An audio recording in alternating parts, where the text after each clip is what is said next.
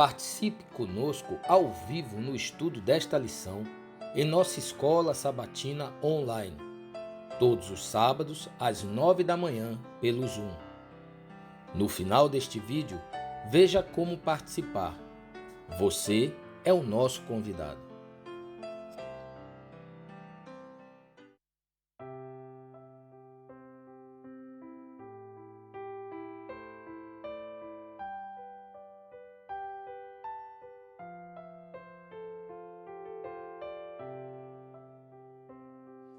Olá, sejam bem-vindos. Estamos aqui com a graça de Deus para iniciar um novo semestre de estudos de lição de escola sabatina. Dessa vez, o tema geral desse segundo semestre de 2024 é justamente santuário, coluna de nossa fé. E aqui no prefácio, então, temos uma abertura muito importante, trazendo realmente todo o significado profundo dessa mensagem. O primeiro texto que temos aqui já no prefácio é o do Evangelismo 221, que em uma frase diz o seguinte: a compreensão correta do ministério do santuário celestial constitui o alicerce de nossa fé. Então, baseado nesse texto que está o título da nossa lição, e não basta entender da tipologia do santuário lá no deserto, mas agora trazer a aplicação espiritual para o nosso tempo. Hoje vamos falar do nosso santuário celestial. Isso mesmo. E aqui na continuação, nós temos o texto do Grande Conflito, na página 488, que declara: os que desejam participar dos benefícios da mediação do Salvador não devem permitir que coisa alguma interfira com seu dever de aperfeiçoar a santidade no temor de Deus. As preciosas horas, em vez de serem entregues ao prazer, à ostentação ou à ambição de ganho, devem ser dedicadas ao estudo da palavra da verdade com fervor e oração. O assunto do santuário e do juízo de investigação deve ser claramente compreendido pelo povo de Deus. Todos necessitam, para si mesmos, de conhecimento sobre a posição e obra de seu grande sumo sacerdote. Aliás, ser-lhes-á impossível exercerem a fé que é essencial neste tempo ou ocupar a posição que Deus lhes deseja confiar. Cada indivíduo tem uma alma a salvar ou perder, cada qual tem um caso pendente no tribunal de Deus. Cada um há de defrontar face a face o grande juiz. Quão importante é, pois, que todos contemplem muitas vezes a cena solene em que o juiz se assentará e os livros se abrirão, e em que, juntamente com Daniel, cada pessoa deve estar na sua sorte no fim dos dias. Todos que receberam luz sobre esses assuntos devem dar testemunho das grandes verdades que Deus lhes confiou. O santuário no céu é o próprio centro da obra de Cristo em favor dos homens. Diz respeito a toda alma que vive sobre a terra. Patenteia-nos o plano da redenção, transportando-nos mesmo ao final do tempo e revelando o desfecho triunfante da controvérsia entre a justiça e o pecado. É da máxima importância que todos investiguem acuradamente esses assuntos e possam dar resposta a qualquer que lhes peça a razão da esperança que neles há. Então vemos aqui a grande importância desse assunto do santuário, né? E que, estudando, se alguém nos perguntar alguma coisa sobre a nossa fé, que nós não titubeamos em respondê-la. Exato. Aqui traz que é o centro da obra de Cristo em favor dos homens, é o plano da redenção desvendado de maneira didática realmente, e aqui destacou acima que o assunto do santuário e do juízo de investigação deve ser claramente compreendido. Então essa parte final do trabalho de Cristo, já no segundo compartimento, tudo isso vamos estudar ao decorrer do semestre, o desenrolar até se iniciar no momento em que não sabemos o julgamento dos vivos. Tudo isso será estudado ao decorrer do tempo e aqui já deu o tom creio que deu um tom muito importante para nós sabermos da necessidade de exercer essa fé, uma fé à altura do tempo em que vivemos. E vamos agora para a primeira lição, que tem como título Verdades Essenciais para o Nosso Tempo. Verso áureo, irmão Mateus.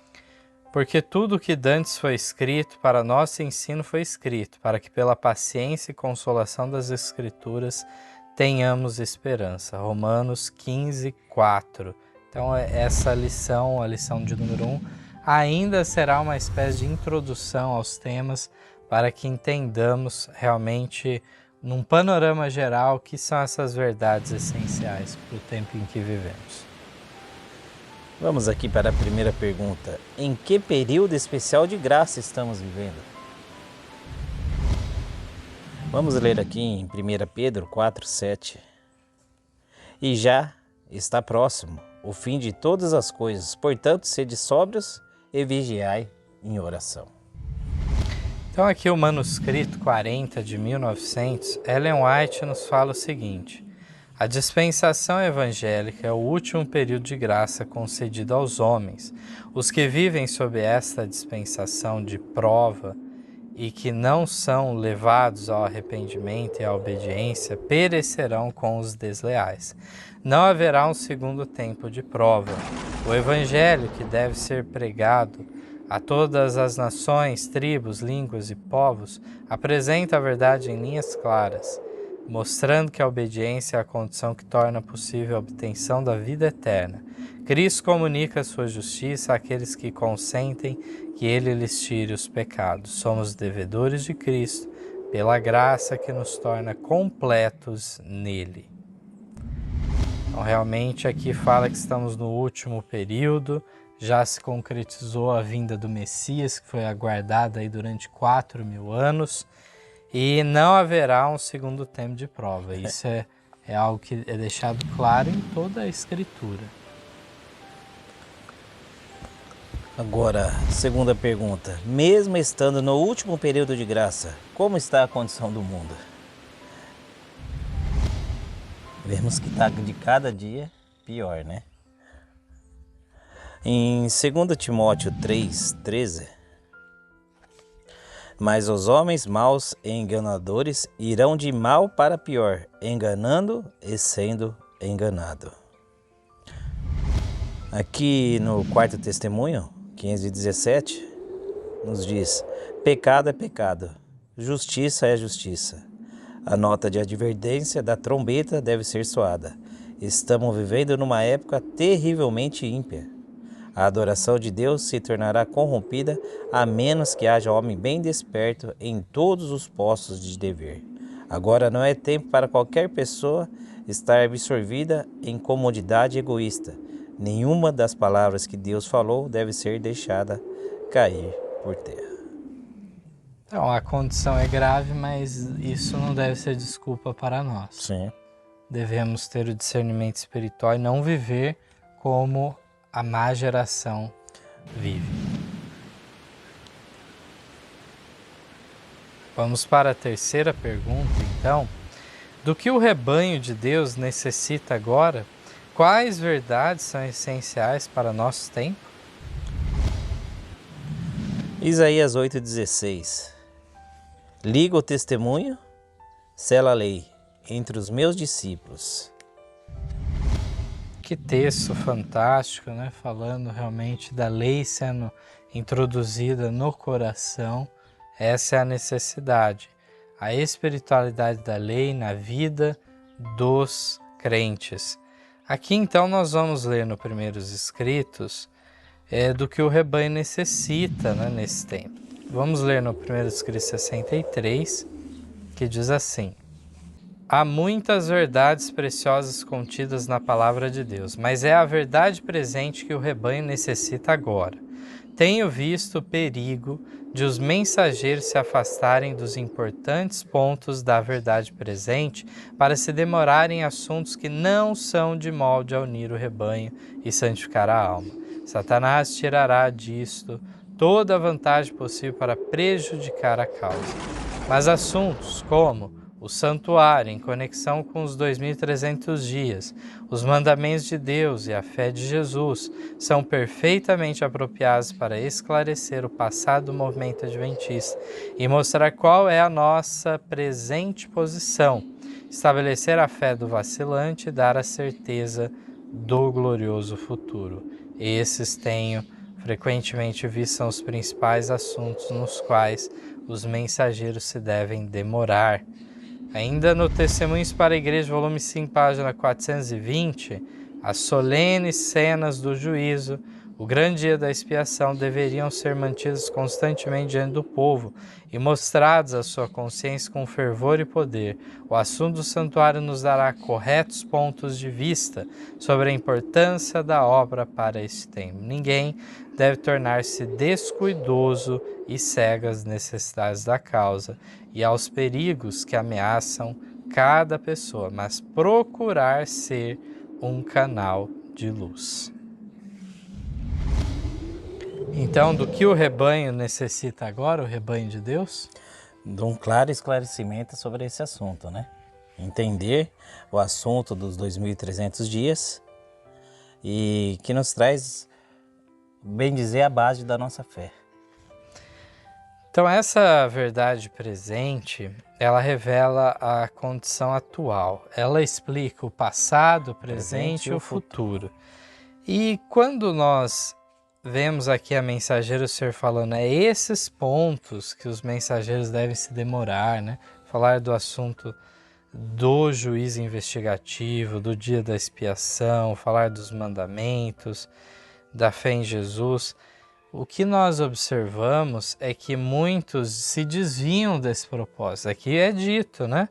Que Satanás ia procurar afastar os mensageiros disso para se demorarem em assuntos que pouca relevância. Não tem tanto. E no caso, inclusive, especulativos, muitas vezes, sobre profecias, querendo reinventar a roda, não aceitando pontos já que foram muito bem estabelecidos, profecias que já se cumpriram ao decorrer da história e de repente a pessoa quer jogar períodos proféticos para o futuro, sendo que a gente tem orientação clara de que em 1844 findou o último dos períodos proféticos.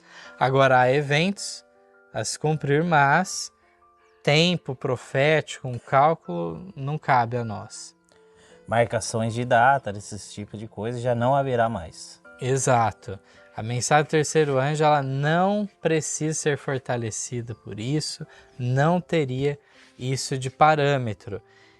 E interessante em relação a isso tudo também, é alguns pontos que têm ressurgido de elementos realmente que acabam nos levando a uma espécie de doutrinas judaizantes. Alguns têm trazido à tona de volta temas como barba, o uso de barba para os homens, o uso de véu para as mulheres. São assuntos, então, que desviam o foco da verdade presente, se dedica muito tempo nessas coisas, desviando o foco daquilo que é essencial. Isso não é mandamento, não tem nada disso exposto na palavra de Deus. Muito bem. Quarta pergunta. De que modo é possível ao povo de Deus exercer fé? Jeremias 15,16. Achando-se as tuas palavras, logo as comi, e a tua palavra foi para mim o gozo e a alegria do meu coração, porque pelo teu nome sou chamado, ó Senhor Deus dos exércitos. O assunto do santuário e do juízo da investigação deve ser claramente compreendido pelo povo de Deus. Todos necessitam para ser, mesmo de conhecimento sobre a posição e obra de seu grande sumo sacerdote. Aliás, ser-lhe-ás impossível exercer a fé, que é essencial neste tempo, ou ocupar a posição que Deus lhe deseja confiar. Cada indivíduo tem uma alma a salvar ou perder. Cada qual tem um caso pendente no tribunal de Deus. Cada um há de defrontar face a face o grande juiz. Quão importante é, pois que todos contemplam muitas vezes a cena solene em que o juízo se assentará e os livros se abrirão, em que, juntamente com Daniel, cada pessoa deve estar na sua sorte no fim dos dias. Então, é necessário realmente sabermos em que posição está o nosso sumo sacerdote. Qual o período? Tudo isso vai auxiliar para exercer fé durante esse tempo. A quinta pergunta: por que é importante firmar a confiança no assunto do santuário? Romanos 15:4. Porque tudo que dantes foi escrito, para o nosso ensino foi escrito, para que pela paciência e consolação das Escrituras tenhamos esperança.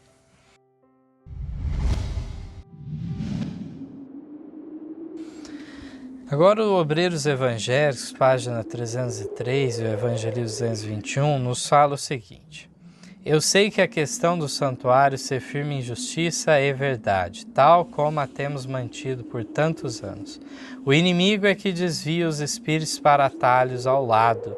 Ele folga quando os que conhecem a verdade se absorvem em coligir textos bíblicos para amontoar em torno de teorias errôneas sem fundamento na verdade. As passagens bíblicas, assim usadas, são mal aplicadas. Não foram dadas para confirmar o erro, mas para fortificar a verdade. A compreensão correta do ministério Santuário Celestial constitui o alicerce de nossa fé. Então, aqui Ellen White, nesse escrito, ela defende a posição original quanto ao santuário.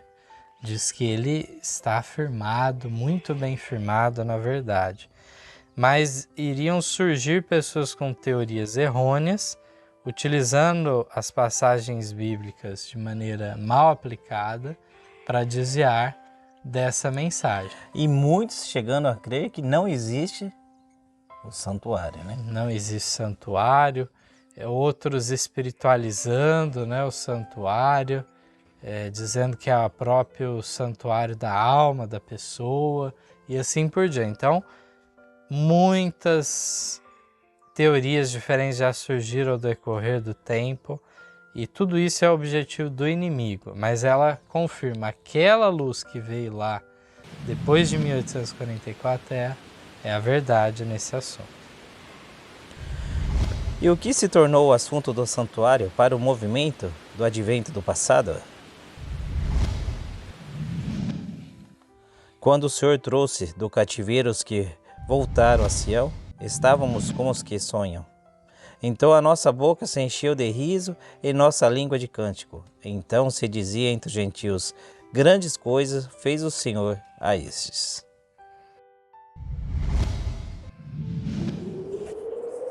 O assunto do santuário foi a chave que desvendou o ministério do desapontamento de 1844. Revelou um conjunto completo de verdades, ligada harmoniosamente entre si, e mostrando que a mão de Deus dirigia o grande movimento do advento e apontara novos deveres ao trazer à lume a posição e a obra de seu povo. Que texto impressionante! Como que foi, né? Depois daquele grande desapontamento, em 22 de outubro de 1844, eles ficaram sem rumo, sem saber o que tinha ocorrido, e a maior parte foi para caminhos que não eram do maior estudo bíblico, para descobrir a razão daquele engano, né?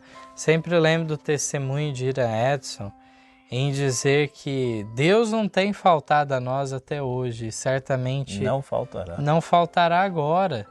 Então, é essa fé que é necessário nesse tempo. E, no entanto, a maior parte foi por outro rumo.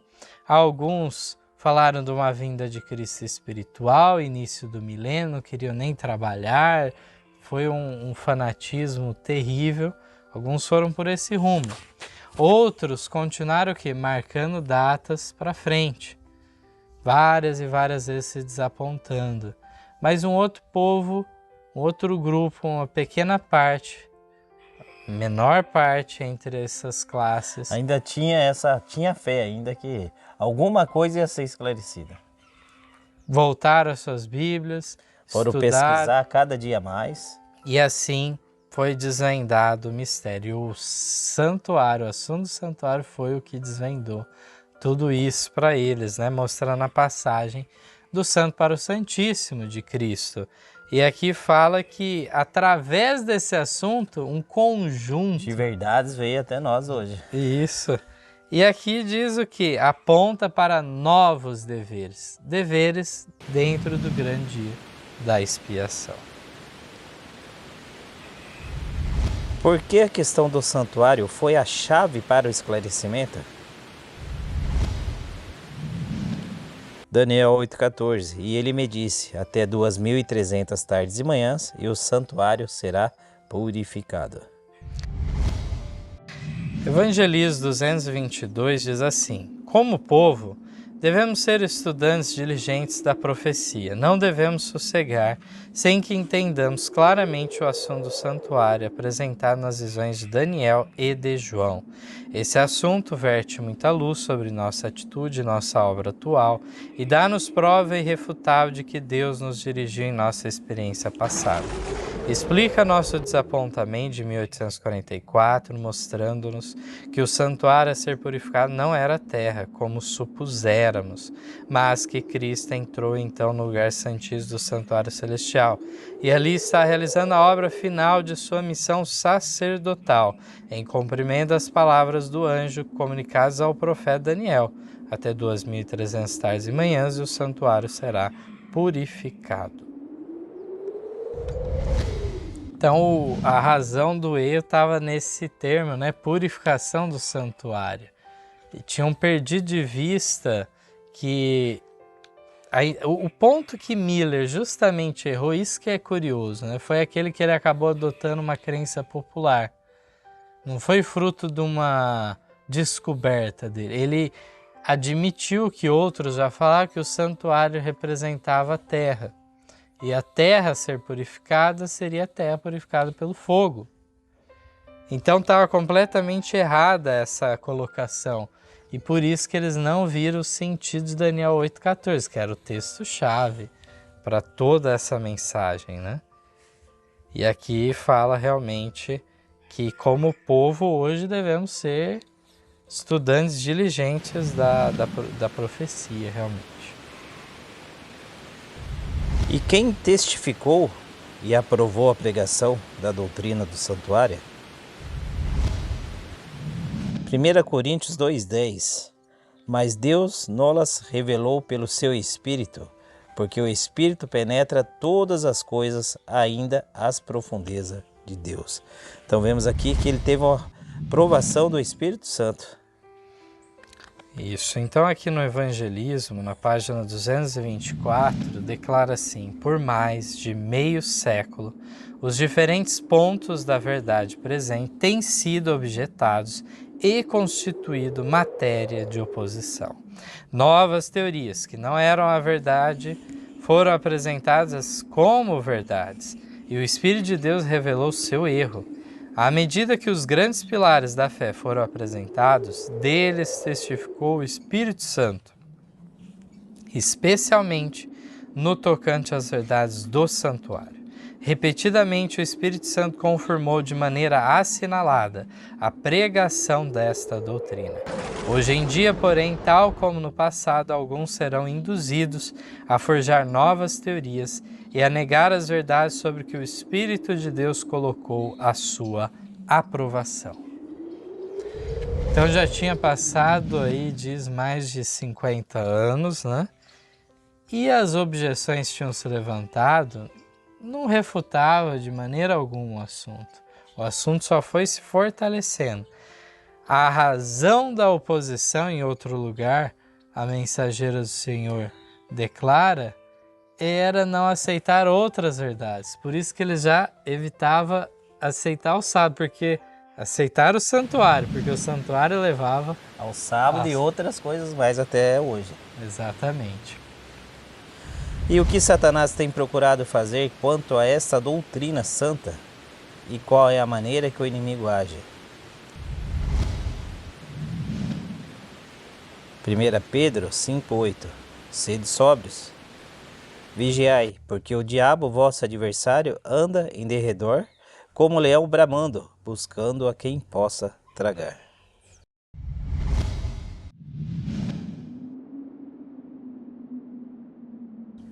Satanás está lutando continuamente para sugerir suposições fantasiosas no tocante ao santuário, aviltando as maravilhosas exposições de Deus e do ministério de Cristo para nossa salvação a qualquer coisa que se ajuste à mente carnal. Tira do coração dos crentes o poder que ali domina e substitui por teorias fantasiosas, inventadas para anular as verdades da expiação e para destruir-nos a confiança nas doutrinas que consideram sagrada desde que pela primeira vez foi dada a tríplice mensagem. Pretende assim despojar-nos da fé na própria mensagem que nos converteu num povo separado e que conferiu à nossa obra a sua dignidade e poder. Então Satanás, ele continuamente está sugerindo na mente dos incautos ideias fantasiosas quanto ao assunto do santuário. Isso fica muito claro. E aqui diz que tudo isso é para o quê? Anular as verdades da expiação, destruir a confiança nas doutrinas que consideramos sagradas. Então, desmerecer essa experiência passada. Mas Deus guiou, como nós vimos na nota anterior, fala que o Espírito Santo foi testificando de verdade após verdade. Então, teve sua aprovação, né? Isso. Essa mensagem teve sua aprovação por ele. Mas existe uma dúvida da parte de muitos, é o seguinte, mas a mensageira do Sr. Ellen White, ela trazia novas doutrinas, ela que criava essas doutrinas? Não. Mas o que acontece? Justamente o papel da autoridade profética é dar um rumo. Vocês estão indo pelo caminho certo ou estão indo para o caminho errado.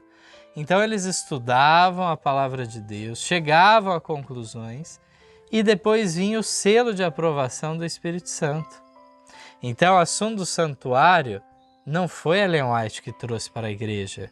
Irã Edson, Owen Crozer, Dr. Han, eles foram os primeiros a falarem do assunto e instruir o povo adventista sobre o assunto do santuário. E teve outros depois. Também o assunto do sábado não foi Ellen White, não foi Tiago White, seu marido, mas Joseph Bates que veio com essa mensagem. Imortalidade da alma foram outros que trouxeram a concepção correta da condicionalidade da vida eterna e tudo mais. Então nós vemos que foram outras pessoas que estudaram, mas a autoridade profética vinha e dava os selos de aprovação a cada uma. E assim, aquilo que foi testificado ser verdade, o será sempre. E até mesmo, que doutrina falsa o inimigo procuraria introduzir? 1 Coríntios 3,11. Porque ninguém pode por outro fundamento, além do que já está posto, o qual é Jesus Cristo. Vamos agora para a nota final do Evangelismo, página 224. Futuramente surgirão enganos de toda espécie e carecemos de terreno sólido para nossos pés. Necessitamos de sólidos pilares para o edifício. Nem a mínima coisa deverá ser omitida de tudo quanto o Senhor instituiu. O inimigo introduzirá doutrinas falsas, tais como a de que não existe um santuário. Este é um dos pontos em que alguns se apartarão da fé. Onde acharemos segurança, senão nas verdades que o Senhor tem estado a dar-nos nos últimos 50 anos?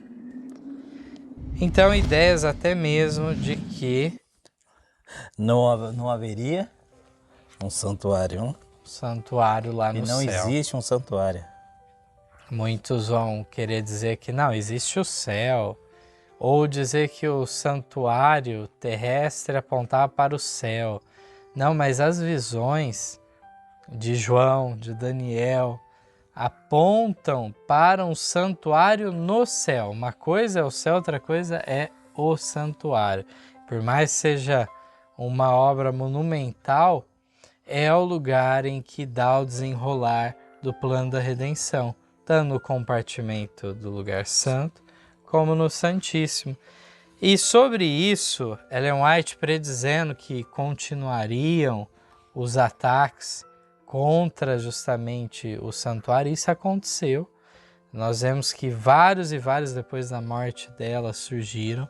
Um dos que ficaram mais destacados, que surge aí mais ou menos nas décadas aí de 1970, 1980, foi Desmond Ford, que desafiou a doutrina adventista, dizendo que Cristo tinha ido direto para o Santíssimo em sua ascensão, que não tinha nenhuma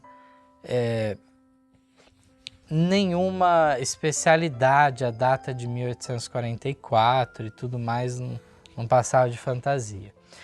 E os danos que ele causou foram muitos, mas, mais uma vez, a mensagem, a doutrina do santuário permanece em pé da mesma forma.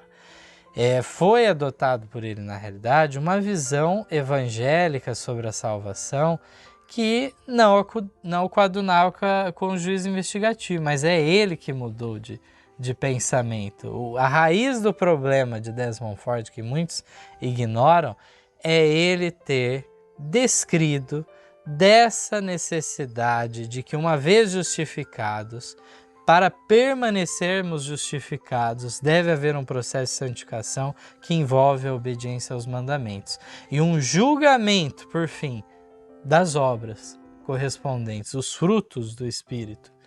Então essa é uma mensagem muito clara, que não é uma mensagem só adventista, mas é uma mensagem arminiana, é uma mensagem de John Wesley, mas ela não coaduna com a visão calvinista de predestinação e tudo mais. Muitas vezes nós não temos ideia da origem de certas ideias que são apresentadas a nós.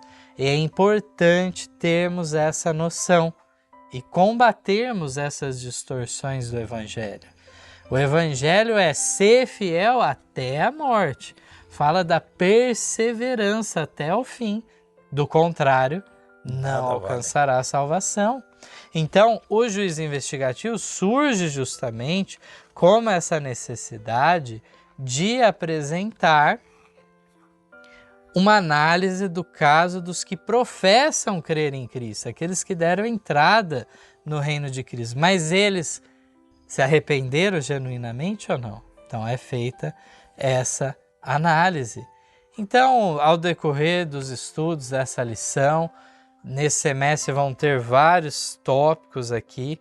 Vamos ver claramente essa questão do Santo, Santíssimo, o ofício em cada lugar, o que acontece na ascensão de Cristo. O que tinha dentro de cada compartimento, detalhes. Todos esses detalhes vão ser colocados aqui em estudo e fica o convite para nos acompanhar, continuar conosco aqui nesses estudos e não deixem de se inscrever em nosso canal. Curtam os vídeos caso tenham gostado, comentem, deixem suas perguntas, compartilhem com os amigos, nos auxilie realmente em avançar com essa mensagem para mais pessoas. Esse é o desejo de cada um de nós para propagar essa mensagem, que é a mensagem solene para o tempo em que vivemos. Amém. Que Deus abençoe a cada um de nós e a todos que estão assistindo. Amém. Amém. Em nosso site vocês encontrarão estudos, notícias, dicas de saúde, além de todas as nossas lições.